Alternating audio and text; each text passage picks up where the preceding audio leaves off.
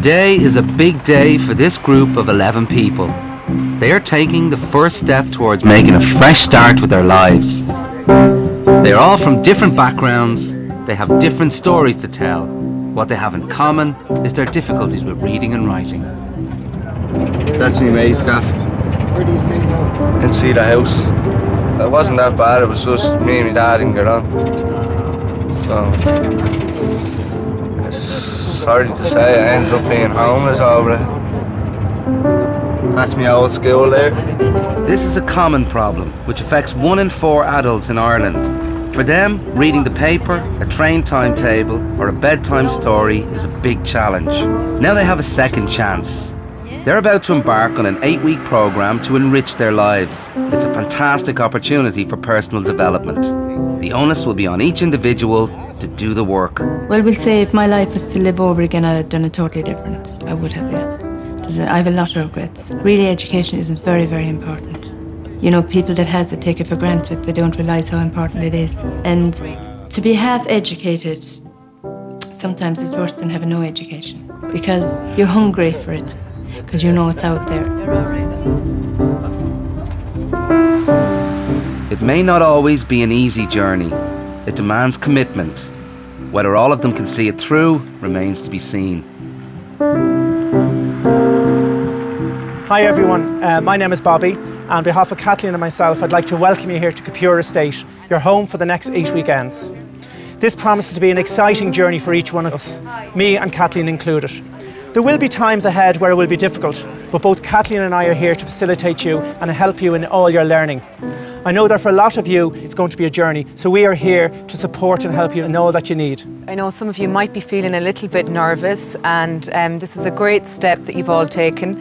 And myself and Bobby are looking forward to working with you over the next 8 weeks and getting to know all of you. So where did you all get on? Okay, first house is Jane, Norma and Olive. What awaits them is 8 weekends of hard work and personal challenges designed to improve their reading and writing skills and build their self-esteem. 2 experienced tutors will be there to guide them throughout. Okay, the second house, Paul, Keith and Vincent. See you later. Well, I'll be tea in the morning. Third house is Rose, Stacey and Carolyn. This will be an intense experience. Here in Capure Estate, the participants will live and work together. And fourth house, Andrew and Nolan. Possibly for the first time ever, they will feel that they are not different. I was a street trader all my life, and lucky enough I was good at what I done to be able to earn a shilling. But the kids today can't do that, you know. There's nothing. There's absolutely nothing. I know all this technology and everything else, but where's the brains? You need to use your own brain. I think there's too many leaving school and they can't read and write, and they can't get anywhere in their life, and they're not going to get anywhere in their life if they don't know how to read and write. Lovely place, isn't it? Like the whole scenery and all, it's gorgeous. I'd love to live down there. Very big. I'll be crying when I have to go home. Yeah, well, my niece, we say, now she's a very good kid, right? She really is a very good kid, right? Unfortunately, she's a little bit slow in the reading and writing department, right? 1950s, it was a no-no, but not 2007. And I mean, when she started school, that should have been picked up on. I don't speak in out loud in class. I don't read out loud in class because I'm quite shy.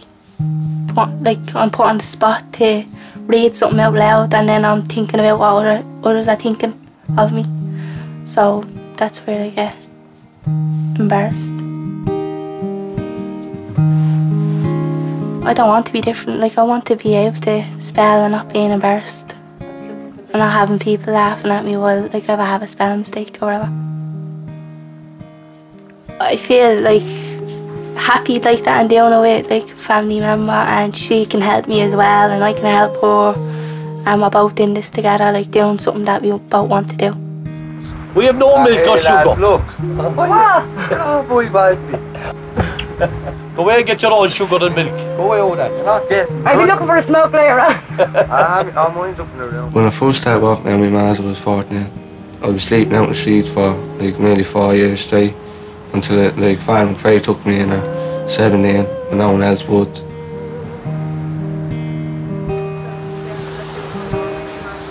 I hated my childhood. That's why I'm mainly out here. I wouldn't stand up myself because I hate fighting. I wouldn't stand up myself, so I'd get picked on. I hated school, I did. But then when I hit first year, I started picking up myself. And then that's when I started getting into proper fights. Like, and my just thought it was normal. But I hate fighting. I'd rather get on with people than fight. And that's why I mainly went on to hash, then coke and all the other drugs. That's why I went on to them, just to kill it. But now I'm just trying to get myself out the coke, the drink. Every day is different in its own little way, like, because it's so hectic in town. Like, you can never get a moment yourself because it's always just your head is wrecked.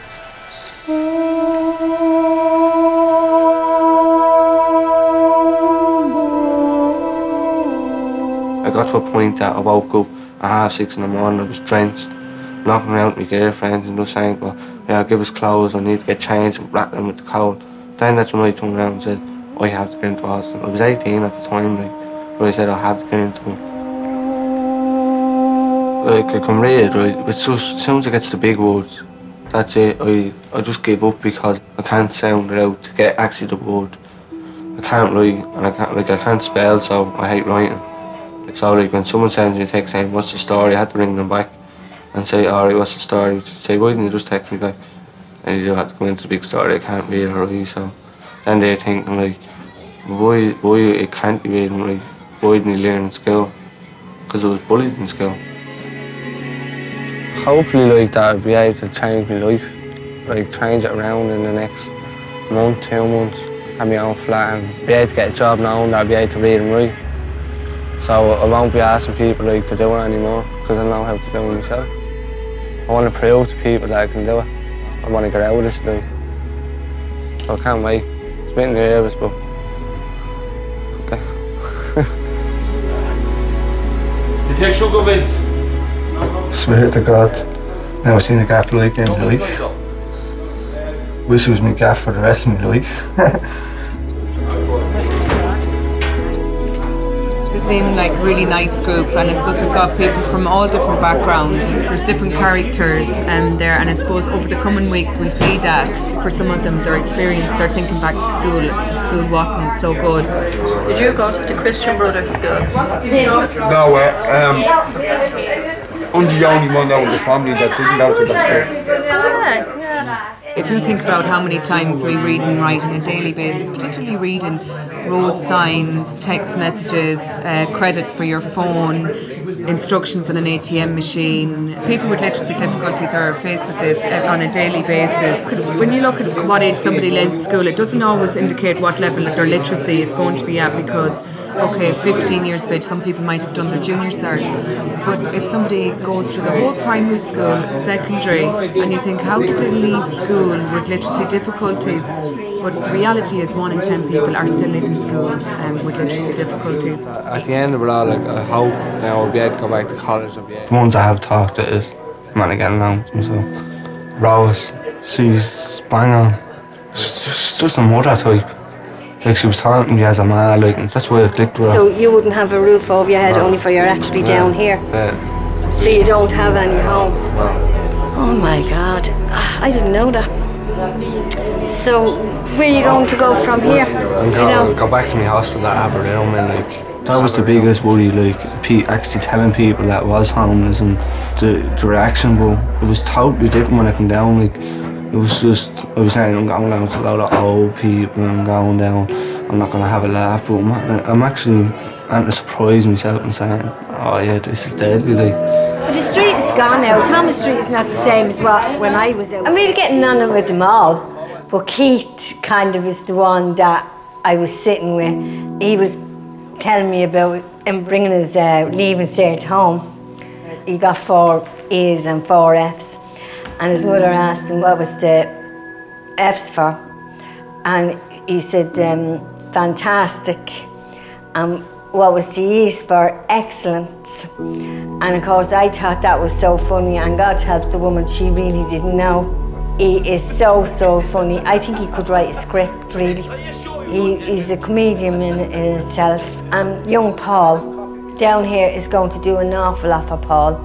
I think it's going to do a lot for us all, but mostly the young, because they're going to see where they can go from here, and there is somebody out there that is taking them on board. We're all in the same boat at the end of the day, and we know what we're here for, to learn. So that's the great thing about it.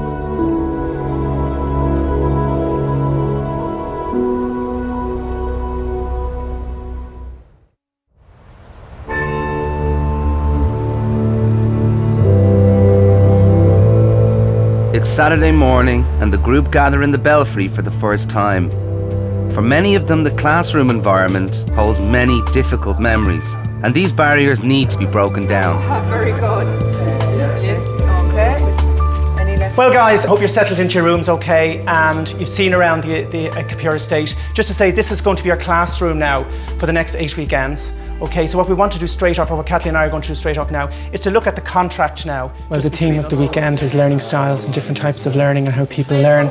It's important for a group like this that comes together for a class to drop a contract, just so that the guys are committed to one another and that they set the agenda for what is to take place in the classroom. We're also going to be looking at goal setting. They're all here for a learning purpose, and each of them have come with maybe a couple of goals, but in relation to their learning, what goal do they want to take place over these 8 weeks, or what goals? You just go around each table, just mention your goal and the help that you're going to need. I want to learn to improve in my spelling. Yeah, okay. And so that would need help. Right, okay, so help from the group here and stuff like that, yeah. Vincent? When I'm very slow. Okay, okay. I can't finish a page quick enough. Right, okay, okay. I'm just a desperate speller. Okay, okay. So hopefully just listen and trying to learn after 8 weeks. Absolutely. It. Fantastic. Jane? Just to be independent and do things for myself, and I suppose strength and courage is my goal. Okay, strength and courage in order to be more independent. I went to the Presentation Convent in Carsavine, and the nuns are very fond of their tomato patches and their gardens, or maybe polishing their floors. And any time that class would be on, we'd be always taking out for something or other. You know, maybe the tomatoes, or maybe brushing up the leaves, or whatever. Anyway, now they didn't intentionally do it, I suppose, but we'd always volunteer, wouldn't we? Like, it was up to yourself if you wanted to learn, you know? Which I think when you're going to school, you have to be pushed. I can read books, and sometimes you come up with words that you don't understand and that you want to get the meaning of, you know, stuff like that. And I'm ashamed of my writing, really. Even filling in forms or anything. No, I avoid every possible thing. I avoid doing it. I just don't want to do it. It's like being in prison and you can't get out. You know, you're kind of, you're locked. You know you have something locked in there, but you can't get it out. I actually would like to write a book, would you believe that? Of my own life and how I lived it.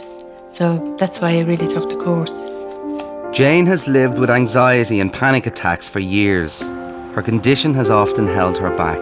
Because she relies so much on others, she doubts if she can overcome her fears and make it out of Killarney on her own. Never left Killarney on my own. Never left anywhere on my own. It's always my husband actually that's with me. Parts of the forest I'm quite comfortable because I can see an exit and I know I can go there. But it's when I can't see a way out. I get very closed up, and I suppose panic is the word for it, really. You know, that you're just going, oh God, I got to get out of here, like, you know. But you actually don't do any of that. You just stand there and look around you. And the fear is within you, you know. I know it's going to be a struggle, so I'm going to try. And I'm going to put my best into it. My family want me to do it because they said it would give me confidence and it would be good for me. I don't know how I'm going to get on, like, but I'm going to try.